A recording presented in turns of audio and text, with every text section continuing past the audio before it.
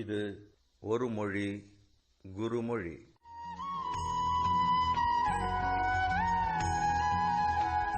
உடலுக்குள் இருக்கின்ற கருவை நினைப்பதும், அந்த கருவிலே நிலைப்பதும், அந்த கருவிலே ஒன்றுவதும், மூலாதாரத்தில் இருக்கின்ற அந்த கருப்பொருளை, உயிர் பொருளை நடுநாடியின் மூலம் மேலேற்றி அதை இரு கண்களுக்கு இடையில் உள்ள புருவ மையத்திலே நிறுத்தி அந்த உயிர் பொருளை நினைத்தல்.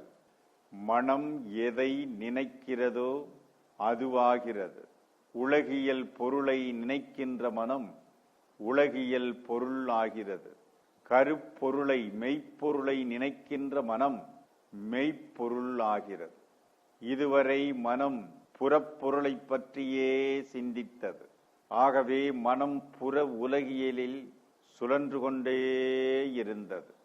இன்றைய நாளில் சிறந்த கடமைகளை செய்ய, பிறவி எனும் பெரும் கடலை கடக்க அறிவிலே தெளிவு, பிறவியின் நோக்கத்தை புரிந்து பிறவிக்கு உரிய கடமைகளை செய்து ஏக்கமற்ற பிறப்பற்ற நிலையை அடைதல். அறிவாளி தன்னுடைய ஒவ்வொரு செயலையும் கூர்ந்து நோக்குகிறார். தனது எண்ணத்திலே, பேச்சிலே தனது எண்ணம் சரியானதா, தனது சொல் சரியானதா, தனது செயல் சரியானதா, சரியானது சுகமானது என்பதை புருவ மையத்திலே நிறுத்தி தன்னுடைய எண்ணத்தை ஆய்தல். தான் எண்ணுகின்ற எண்ணங்கள் சரியானதா, தான் பிறரிடம் பேசுகின்ற பேச்சு சரியானதா, செய்கின்ற செயல் சரியானதா. இந்த மூன்றும் சரியானால் வாழ்க்கை சரியாகிறது, பிறவியும் சரியாகிறது.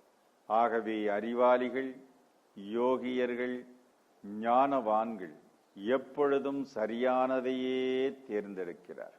யோகியர்கள் தங்களுடைய புருவ மையத்திலே சற்று சிந்தித்து பார்த்தல், ஆய்ந்து பார்த்தல். இன்று நாள் முழுவதும் தன் கடமைகளை செய்வதற்கான சிந்திக்கும் நேரம்.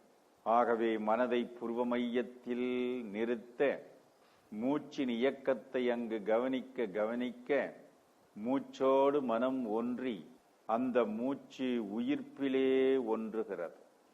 அந்த கருவே ஒளியாய், ஒளியே உணர்வாயிருக்கிறது.